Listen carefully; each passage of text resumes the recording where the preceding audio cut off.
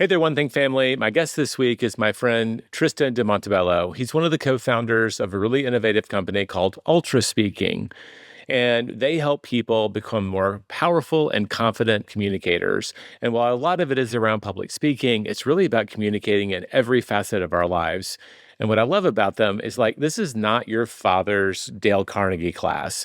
They're going deep into coaching. They're going deep into how what's happening inside of us is usually spilling out on wherever communication platform we're on, and how to fix that stuff on the inside so that what comes out feels so much more confident and better. So no matter how you choose to communicate, whether it be on a big stage or a small one, or just hanging out with really close people and having an important conversation, there's something useful for you there.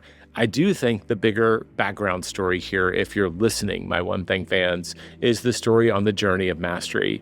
So whether you're interested in public speaking or just what it looks like to be on the path to mastery, I think this is a great episode for you.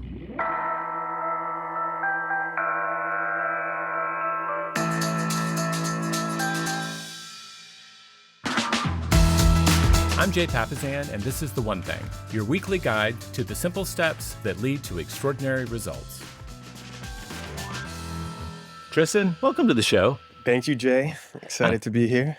Ever since I first saw you deliver your message around Ultraspeaking this past June, I was so excited to hear you at our own conference and just get to know you better, because there are people who we say, game see game, that old saying, you're clearly on the path of mastery in what you do. You're committed to it, and others recognize you in it. And you're tackling, you shared, I won't steal your thunder, one of our greatest fears. So how do people rank public speaking in terms of things they're afraid of? It is often the biggest phobia in America, at least, often before death. I think Jerry Seinfeld has a funny joke there. He says people would rather be in the casket than giving the eulogy. It's pretty good. Yeah. So it ranks higher than an unexpected visit from your in-laws? Debatable. Debatable. Okay, got it. So you're helping people kind of overcome this fear so that they can share their message. And is this just about being on big stages? No, most of us, if we're lucky enough to be on big stages, that's 1% of our time communicating at best. So that's the mistake I made. The mistake I made is I went and focused on prepared speaking and tried to get really good at that, thinking it would spread to everything else I was doing. Yeah, if I can do it on a big stage, I can surely do it in all these other places. Exactly. When it's just two completely, almost disparate skills. And so I tried to figure out, what are the other skills that I can learn that can make this feel comfortable? That when this I being go the out, podcast. the podcast, going out and talking to the barista when I walk in, and being in a group of friends, meeting strangers, leading a team meeting at work, all of those where I don't have the luxury of extreme preparation. Right. Those matter. And the spectrum of speaking, just to call out what you said on anxiety and people, the fear of speaking, to me, it's just a spectrum. It's if you are out of practice and you've been avoiding this most of your life, then it's probably very scary, and you probably get all kinds of horrible symptoms in your body that make you want to avoid it even more. But the journey of speaking may start around there, if this is awkward and unpleasant.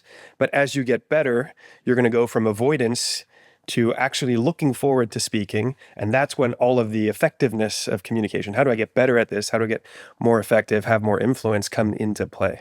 But you have to do them in order, in my experience. So if I can just unpack that, having also seen your speech, the first thing we have to do is not focus on all of the hacks and tricks and, don't point, hold your hand like this. And there's all of the techniques of speaking. But we have to start by maybe quieting this inner critic, feeling comfortable in the moment so that we can do those things. Am I getting it right? Otherwise, because if you do it backwards, if you look at say you watch somebody speak. Right. And you look at them and you think, wow, that person's so dynamic. I love how they're using their hands when they speak. And then you say, I want to use my hands like they're using their hands. And so you try to analyze how, okay, he's lifting his right hand about chest level, and then his other hand's coming out like this. And I notice when he makes a point, he actually puts his finger in this position. And then you go, and when you're speaking, you're trying to think, okay, bring your hand out here, point your finger, you're making a point. That is not what got the person to move their hands in the first place. What made them dynamic is that they got excited about what they were talking about, or they were really into a state of flow, and suddenly their hands are moving. Right. And so we don't want to copy what we see on the outside. We want to copy what got the person to do the thing that we're seeing on the outside. And that's all of what our training at Ultraspeaking is about. It's kind of the inner game of speaking. And once you have that, now we can play the other, we can do everything else. Have you read The Inner Game of Tennis? Yeah. This comes up a lot, Yeah. right? Is it performance equals skills minus friction or interference? Possibly. I think it's something like that. I've got it written down and stuck like on a Post-it note, but like the interference is all the noise and discomfort. So your skills could be high, but if the interference is higher, it doesn't matter. Yeah. Right. And when you think about it, speaking is a skill that everybody has been practicing all of their life. So you can pair that with the 10,000 hours of Malcolm Gladwell, and everybody has those 10,000 hours. So what is blocking us from all being exceptional communicators? It's very much up here. It's very much the interference. So let's start by getting rid of all the gunk in the gears. Let's get rid of all of those interferences that are choking us. And from that place, you're already going to make leaps and bounds in your effectiveness. And now we can fine tune. So I've had the privilege of seeing you deliver 2 keynotes. That's one of the things you do in addition to like corporate training and all the other stuff that y'all do in Ultraspeaking. And one of the things I love, and people, and even if they're on YouTube watching us right now, they don't get to see the slide, but like you show a map where you get to see all the places where we communicate, right? It might be at a birthday lunch with friends where you have to make a toast with your close friends. It might be in a boardroom. It might be on a big stage. And you have all of these circles. And yellow means I feel confident, and the meter red means I don't. Yes. And my big takeaway the first time I saw that is like, that's so true. I know people who say, oh my gosh, I can never public speak. But when we're hanging out with a group of people they feel really comfortable and safe with, they're the best storyteller I know. Like they start to tell a story and everybody's like, oh, there David goes again. He's telling a fishing story. Let's wait for the punchline. And so like that lives in everybody. We all have that space. Like how do we find that space wherever we are? So I love that. And I love that y'all are going to basically the root cause. That's exactly it. Root cause before the symptoms. Yes. Root cause before the symptoms. Inner game determines the outer game. And that's not unusual for people who listen to this podcast, right? We got to start with what's inside, and that's usually what spills out outside. Yeah. And I just said the word spill, and part of when you're sharing and teaching, you talk about that stain on your shirt. Yeah. And this is a big part of it. Will you kind of unpack that for me? You know where I'm going? I do know where you're going. The concept of leaking, it's this idea that when I fumble in my speaking, if I say something wrong, if I start rambling, if I feel like I'm not being clear, it sounds like, to me, my experience of being the speaker, those mistakes sound giant. Like that little stain I have on my shirt that I'm convinced every single person around me is paying attention to, is focusing on. I think you called it the spotlight effect. The spotlight effect. Yeah, we all feel like we're walking around with the spotlight and everybody's looking at us. But the reality is we're all walking around in our own spotlights, wondering if everybody's seeing our stain. Yes. Or pimple or whatever it is. It's on our brain right now. Exactly. So what happens is, because of that effect, when people make a mistake, when people feel like they're not being clear, they leak their insecurity out. And it's a very unconfident behavior. And it's basically the equivalent of shooting yourself in the foot. Because in saying, oh my God, I'm sorry, I think I'm not making sense right now. Please excuse me for existing. When you say those things, and that could just be a physical grimace, or it can be words, you're forcing a filter on your audience. You're forcing your audience to reinterpret everything that you have said from the lens of, this person is not very confident in what they just shared with me. So you're almost automatically discarding what you just heard. Wow. Whereas if you were to stay in character, so stop the leaking, then people will take it at face value and nothing happens and you get to keep going. And that's a very confident cycle that gets into place. And it may be the lowest hanging fruit in speaking. I remember someone coaching me when I was on the journey. Like I would look at my watch. So if you look at your watch on stage, people are going to assume is the timing. They're asking the question, are we on time or not? And every time you do, no matter what goes on inside, you have to say right on time. Ooh, nice. And it felt like, am I going to lie to 1,000 people right now? Because I'm behind. But you say right on time. And because you can't avoid, sometimes you're like, where am I? If you don't have a countdown timer, if it's not one of those venues, you have to know, like, where am I in this space of time? So you look, but now you don't realize the effect you just had on the audience. Yeah. Because they have that fear too. They've had a moment where they didn't realize the time and they ran out of time, or you know what I mean? So we're all in our own heads and we see that and we start to fill the gap with not the best stuff. And what are you doing when you're saying right on time? What you're doing is you're telling your audience, relax, I'm still confident in my leadership.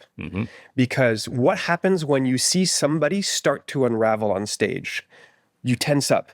You grasp the sides of your chair and you, this is going bad. Oh no, we're about to crash land. That's the feeling of feeling somebody have a little bit of anxiety. The moment you look at your watch, is something wrong? Yeah. Are we late? Are they messing up? Are they not in control? And you say, right on time. Really, you're reassuring, you're saying, hey, you can relax. I got this. Go back to that state of presence that you can be in when you're listening in comfort, where you allow your mind to wander and build context and everything that it needs to do. So I love that example. Do you have any phrases like that you use when you screw up?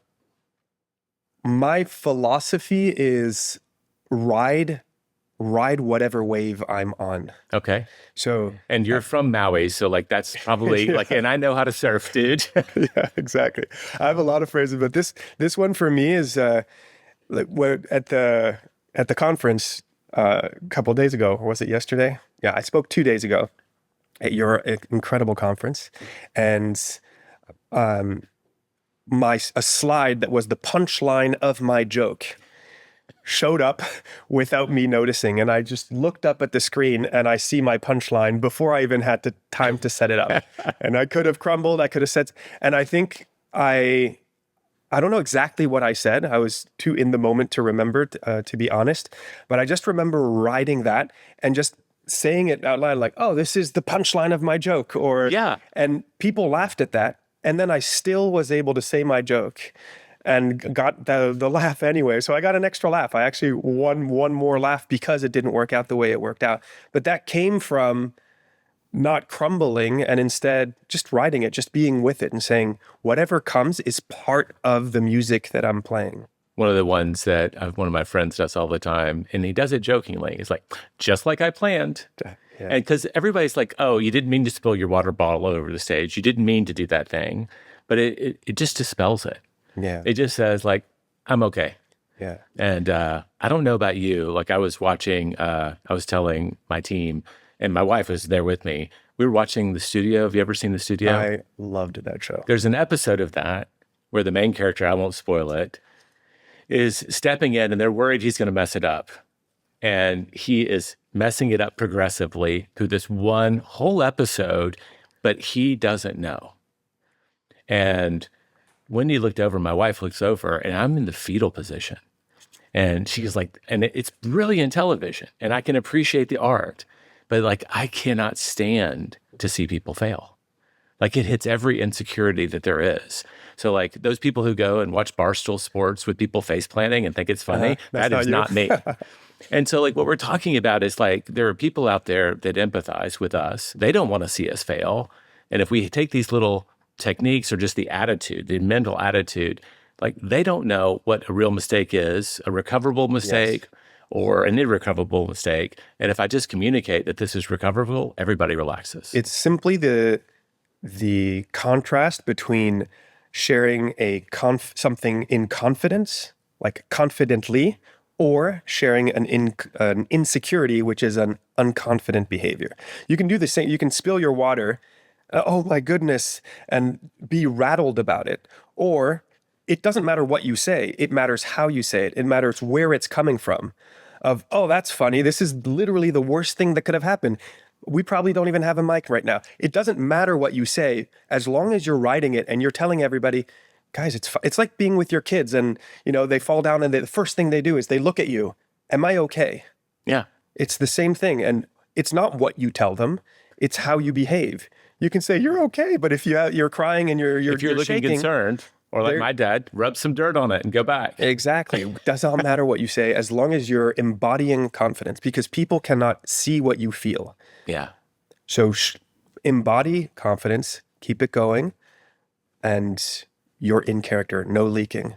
All right, I'll do my last geeky thing, then we have to go to break. Okay. I remember reading, I want to say, Blink. It was a Malcolm Gladwell book, I'm sure. And he was talking about these people that were doing a study of human expressions.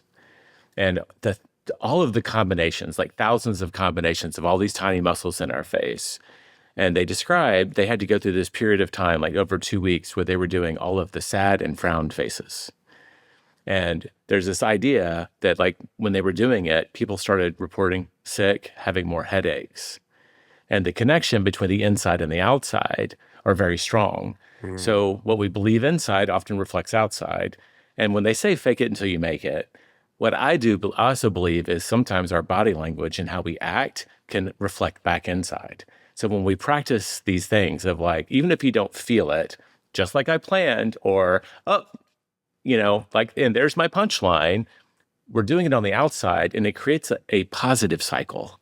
Exactly. Both on the inside and outside, exactly. You create this positive cycle versus like swirling down the vortex of, your self-consciousness. In our training, if we see anybody go through a rep, well, all of our training is through games. And if somebody's going through a set of multiple reps within a game, which lasts like, say, 20 seconds, and we see that they're doing it unconfidently, then nothing else matters until they've gone again and done it confidently. Just do the same thing, but now maybe I'll say, now do it at a 6 or a 7 in energy instead of the 5 where you were at. Or come again, but sometimes just saying, can you do the same thing, but now do it confidently? And then the person's communication transforms in one rep. Because when you're in a confident state, you have access to all of your being. You can think, you can project, you have access to memories. So it's so powerful. It sounds so simple that you might want to discard it if you're listening to this and say, give me a framework, no. This is it. This is where it all starts. Well, I mean, any parent listening that's ever said to their child, can you say that again in your nice voice? Can you say that again in your confident voice? Knows that like sometimes that simple, like it's almost a command, but it's a request, actually works. It just triggers something where we go, okay, I'll do that. And we get out of our own head. All right, we've got to take a break now. Obviously, like I'm going to keep running over if I'm not careful, but it's just like we planned. We're right on time, Tristan. Right on time. Let's take a quick break and we'll see everybody on the other side.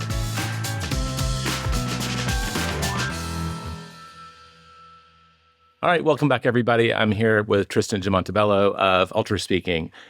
We've talked through some of the inner to the outer game of speaking. That's true of any kind of performance, if I'm honest. Like you're focused on one element of performance, but it's true everywhere. Can we hear a little bit about your journey? I know that in 2017, you went on your speaking journey. Can you tell us what that looked like? I stumbled into this by accident. What were you doing before? I was trying to honestly, I was an entrepreneur ever since I can remember. Before finishing my master's, I had started a company. That's I need my own path. There's no other possibility for me. But at this point, I was really trying to figure out where can I put my attention that I will want to continue for more than a decade. That was what I was looking for. Looking for that thing you're really passionate about. Yeah. And I was teaching guitar online. So I had an online guitar course teaching adults how to reach independence in guitar, a place where I felt like now you can do whatever you want. If you want to become a professional, you can. If you just want to sing songs with your friends, that's up to you.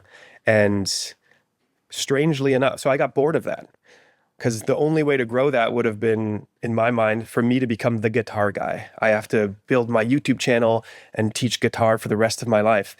And that's that wasn't enough for me. I didn't have that passion. So I was looking for something different, and I thought, I'm going to be the learning guy. So I'm going to learn another skill very fast, very intensely, and I'm going to do that very publicly. And that's going to become my marketing for this next skill that I'm going to teach beginners. I love the 0 to 1 in skills. And very long story short, I ended up choosing public speaking as the next skill, not piano, which was my first choice, and end up discovering the World Championships of Public Speaking and become the fastest competitor to make it to the finals of the World Championships of Public Speaking. In 7 months is what I remember. You went from just getting started to being on the stage, like in the top 5 or something crazy in the world in public speaking. Yeah, it was very, very, I signed up for the World Championships because it sounded like a great forcing function. In fact, I almost didn't qualify because you needed a certain amount of speeches to qualify. And I discovered the World Championships in 10 days. I needed 5 qualified speeches. Most people would do that over the course of 3 to 6 months. My last speech was at 12 p.m. on a Thursday, and the qualifying competition was at 7 p.m. that same day. So I basically qualified, hours before the cutoff, and I just kept winning. But I became completely obsessive about it. I had a process. What was your speech about that were you doing the same one again and again? So for the first half of the competition, it was the same speech. And then the second half, so the first 3 months, I was allowed to use the same speech. And so I just approached it like a comedian would, building their special. Right. So I booked a VA online, a virtual assistant, who would book me speeches almost every day. I would go give my speech. Then I would record it. I would watch the recording. I would take notes. The next morning, I'd meet Michael, who I'd met early on, who became my coach. And we'd meet at 6 a.m. in the morning before he started his workday. And we'd watch the video, cringe, and work on the script. And then I'd pick up my phone and see, okay, where's my next speech? Go to the gym, learn my script by heart, and then go perform it, record, and just repeat. And I did that over and over and over, just trying new things out. And my speech, the first speech was about overcoming your fear of other people's opinions. Okay. And then the next one, once I qualified for the semifinals, I needed to now write the speech that could win me the World Championships of Public Speaking. And I had 3 months of experience, and now I have a blank piece of paper, and I have to write the best speech in the world. That was not a great experience. That was a horrible experience. In fact, I never had stronger waves of anxiety than just feeling like the biggest just so much fraud. pressure, especially the blank page. Yeah, so the only way it unblocked was to, because of that comedian's approach. I said, okay, I'm just going to write a speech, and I'm not going to write the best speech. I'm going to write a speech, and then I'm going to make it better every time. So I'd go out without knowing what I was going to say. That became the biggest. To me, that's the true inception of Ultraspeaking. Happened when I met Michael in the morning after having qualified and working on this new speech. And I had a midday speech on my calendar, which was unusual. And I'd met him, and it's maybe 7:30 in the morning, and I don't have a new speech. Yeah. So I was confronted with this idea, do I give this speech that I've given 50 times already that I don't need to give again for a while? Or do I give this other speech that I don't have, where I just have an opening line, a joke, and somewhat of a few bookmarks? And Michael convinced me to go give the other one. And I went out there with no speech, and I blanked for 14 seconds in the most important part of the speech, but I stayed in character. I didn't leak. I had enough practice by that time. They just thought it was one of those pauses. The first person to give me feedback, they said, before I say anything about your speech, that was the most amazing and impactful pause I've ever seen in my life. And I was thinking, I love that. You mean that time that I was completely blanking? I died 17 times internally. It was horrific because I set myself up. I said, and the silent killer is, and I forgot what the silent killer was. Well, how nice that before you went silent, you said the word silent. So it really looked purposeful. Yeah. But you didn't leak. I realized, wow, I didn't leak, and nobody noticed. And not only that, but I learned a bunch of things because Michael kept telling me, let's find out what your brain comes up with under pressure. And if you are confident that your brain will come up with something, I developed this idea that we all have a personal butler in our subconscious mind. Okay. And at any given time, your butler is right there. Jeeves. Jeeves in their butler position, or Jeeves, and they have your next best idea, the insight you're looking for, the story, the anecdote, the next word. And all you need to access your subconscious is presence, confidence, like being in a certain state. So I would go out there. I'm just imagining you ringing a little bell. Yeah, ding, ding, please, Jeeves, where are you? And so if you blank, you have that confidence. No, it's the butler's there. I have to unclench my nervous system, and the snow in my snow globe will fade, will settle, and I will see what's behind it, and I will see what the butler has for me. And that's what the 3 months became. I would walk out there, and there were always holes in my speeches on purpose, because we wanted to find out what's the magic that's in your brain that we can't get out in our practice sessions that we're going to get out when you're on that stage. And that opened up the road to what Ultraspeaking became. That's like kind of the foundational idea, that most of our speaking is improvised, is spontaneous speaking in the moment. So what if you could show up unprepared while feeling completely prepared? I love that. So much of how I learned to speak is from outlines. Most of my speaking journey has been co-presenting with Gary. And so he's been doing this for 45, 47 years. And so I look up there and I don't ever know exactly where he's going. So very early on, I just had to learn. It's like, if I go in with the script, I'm sunk. I have to go in with an outline of kind of like a lot of butlers standing around. If we go in this direction, I've got that butler. If I go over there, I've got a footman. If I go over there, I've got all of those. I just have to go in with options and be focused enough in listening to kind of be present. Gary, when you said that, I think about this. Yes. And that serves me well. Instead of memorizing things, just going in, knowing I need to hit these notes. It doesn't really matter when I hit them, as long as I hit them. And in the moment, they show up. Yes. You're talking about your journey. There's so many things I want to unpack. You run a coaching company. Fundamentally, you train, but you coach. Yeah, that's we're building the communication school of the future. That's our aspiration. I love that. That's a great aspiration. And who knows how big it can become when there's such, I call it deep felt need, is the way I describe it. When people have so much fear around something that they probably will have to do in their lives, it's a great place to be as a business. But I look up, you have practice. So Michael is coaching you to basically live in kind of deliberate discomfort. You're going to expose yourself progressively to these moments where I actually have a blank spot and let's see what shows up.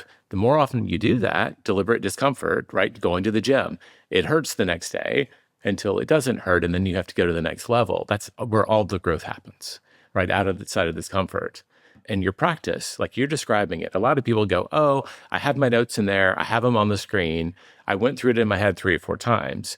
You're forcing yourself to watch the video or listen to the audio, and you're kind of dissecting yourself, which I find, like, I can't listen to my own voice on an answering machine, but like I have to listen to these podcasts and I have to do the same thing. So like there's practice at a level that kind of pushes our comfort zone. And that's always a signal that we're in a place where we can really grow and grow fast. So that I'm just going to highlight because we preach and teach that in our coaching and training. The other one is you had a coach. You had a coach. What made you decide to get a coach? Did someone say you should get a coach? I wanted to achieve something extraordinary. And you can't do that alone. I think it's as simple as that. One of the biggest surprises that I've had as I've grown older and I've kind of climbed some of the rungs of entrepreneurship, and through our coaching, we've been coaching more and more impressive people who've had extraordinary careers. What I find out is that the people at the top all work with extraordinary coaches. Every Yes. single one of them. And if it's not a coach, they're working with contractors. They're working with people who are exceptional at what they do. Hmm. Even if I can't tell you how many times I've had a client come to me who wants to specifically to work with me. And I hear them speak and I watch their podcasts or their keynotes and I ask them, why are you here? You're an exceptional communicator. Why are you here? And the answer is always a version of, I know there's more for me. I've learned this along my career that if I work with the best, there's more to unlock. What a mindset. I know. And it comes from a place of humility. The moment you think you know it all, you won't learn anything. And if you believe you're in a place where you have much to learn, you become the student again and again. And I told this story this weekend. The guy who founded judo, his last name is Kino. I don't know how to say it, but he's the best in the world, the guy who invented this martial art. When he's on his path to passing away, he gathers all of his top students. And his last message to them is, when I'm buried, bury me in a white belt. He wanted to go into attorney as a beginner. People who master their game take the attitude of the beginner. I need a coach. I need training. I need this. That is the path to mastery, is that I have a ceiling. We call it entrepreneurial versus purposeful approach. Entrepreneurial is like your natural ceiling of achievement. We talk about naturals in your training. Well, everybody has a ceiling doing it by themselves. But there's usually a bigger model for performance that someone else has unlocked. And we can do all of by banging our head against that ceiling to try to figure it out ourselves, or we can just go to those people. It's actually really convenient and fast when you work with an exceptional coach. It changed everything for me. And your coach became your business partner. Yeah. Well, he's remarkable. Yeah. I remember way before even thinking he could become my business partner, I would walk around when people would ask me about Michael, I would say there's sometimes you meet people where it doesn't matter what they do, they're going to go far. Yeah. And Michael gave me that feeling, like, this guy, there's something. And it was funny. He was a project manager at Hulu. So His side ignorable. gig was being a speaking coach. Yeah. And it was just this little, but there was something so powerful already. And there was an assertiveness to how he thought about these things. It was really huge for me. He challenged me tremendously as we grew. And then after a while, we were both in a place that neither of us had ever been in. So now we were kind of side by side trying to figure it out together. Right. So, and that's kind of what put us, it became obvious when we worked together. Okay, this is the best partnership I've had by far with anyone. There's something special when we work together, and we really enjoy it. I think all great coaching relationships feel like a partnership. You've got someone who is serving as your partner for you to keep your promises and reach your potential. That's their job. And it's a partnership. And if we treat it like a partnership versus like an accountability relationship, we get the most out of it. Yes. And I just love, that was one of my notes. I was like, wait, he had a coach. The coach not just served as his partner on the journey, but literally became your partner in the end. To me, just says everything you need to know about coaching and why people seek it out. Yeah. Interestingly, for the first 2 years, 100% of our coaching we would do together. So it was 2 coaches for 1 student. And then it was 2 coaches for like 4 when we ran master classes. But I learned more in those 2 years than I would have in 10 years had I been on my own. Right. Again, because you watch, I mean, that's kind of reminded me of that when you were sharing your experience. You watch the other person take it in a direction that you never could have thought of, or be assertive in a moment where you would have been timid. And you just learn from that. And then when you have an intuition that something is missing, or we could take it in a different direction, you learn how to do that in a way that is not leaking. Yeah. So what if Michael says, I want to go in this direction, and I think that's a mistake, we should go in another direction. How can I do that in a way that that seems like it's purposeful? And then when I don't know what to do in a moment, I trust that Michael will step in and grab the baton without it being visible in any way. And that back and forth was magical. I love that. That's been my experience as well. Co-presenting as its own gifts is very hard. Own gifts. We have a rule. We call it the interrupter rules. And it just means if I'm on stage with Gary or anybody else, I talk to them about it. And I say to them, if you see something that our audience or students needs, I want you to start talking. Don't wait for me to have a gap. Just interrupt me. And I'm going to turn to you, not going, why are you stealing the spotlight? I'm just going to look to you because we have to have trust that you're seeing something that I'm missing. And it goes both ways. And I cannot tell you how many times I've been co-presenting with Gary or one of my other partners, Jordan, and they interrupt me, and I have this massive learning in that moment. Mm-hmm. They were seeing something because I was so focused on the message that I was not seeing. Maybe I've left the crowd behind. I've gone into the clouds, right? And I just learn. All right, I'm geeking out because I'm a student of this too. We probably have to wrap this up. And if everybody puts in the comments, oh my gosh, you got to have Tristan back, we will bring you back. And I may just do it selfishly anyway. But what our tradition here at The One Thing is we like to give people a small domino, a little challenge for them to take on. So kind of based on everything we've talked about, what kind of challenge would you offer to our listeners that they could maybe take on to maybe take the first step on this journey? I would not be here had I not stepped into the void. I think we all naturally contract ourselves out of our zone of discomfort because it's a little bit uncomfortable. When it comes to communication, people play it too safe. And because they play it safe, they don't have access to the butler. They don't have access to their genius. So my challenge for the audience, if you're going to do something this week, is can you volunteer? Can you raise your hand? Can you do something, put yourself out there without knowing what you're going to say beforehand? It doesn't matter. Just take a little risk. Raise your hand when you wouldn't have. Volunteer for the presentation that you would have let somebody else take. Ask the question that you're thinking that you're not sure you should ask.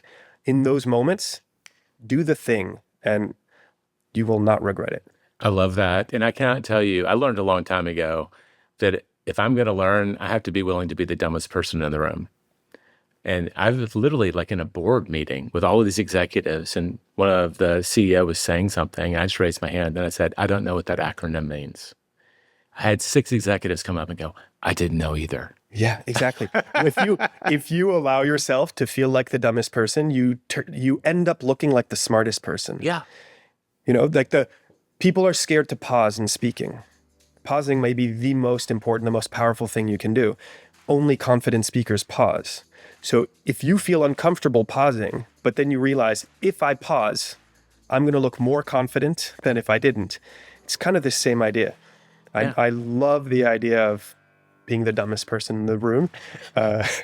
Although here's your challenge for this week, folks. Be the dumbest person in the room. Remember that actually makes you look very smart. I love asking that question. Thank you for being here, Tristan. Thanks, Jay. A treat. This podcast is for general informational purposes only. The views, thoughts, and opinions of the guest represent those of the guest and not Productive or Keller Williams Realty LLC and their affiliates, and should not be construed as financial, economic, legal, tax, or other advice. This podcast is provided without any warranty or guarantee of its accuracy, completeness, timeliness, or results from using the information.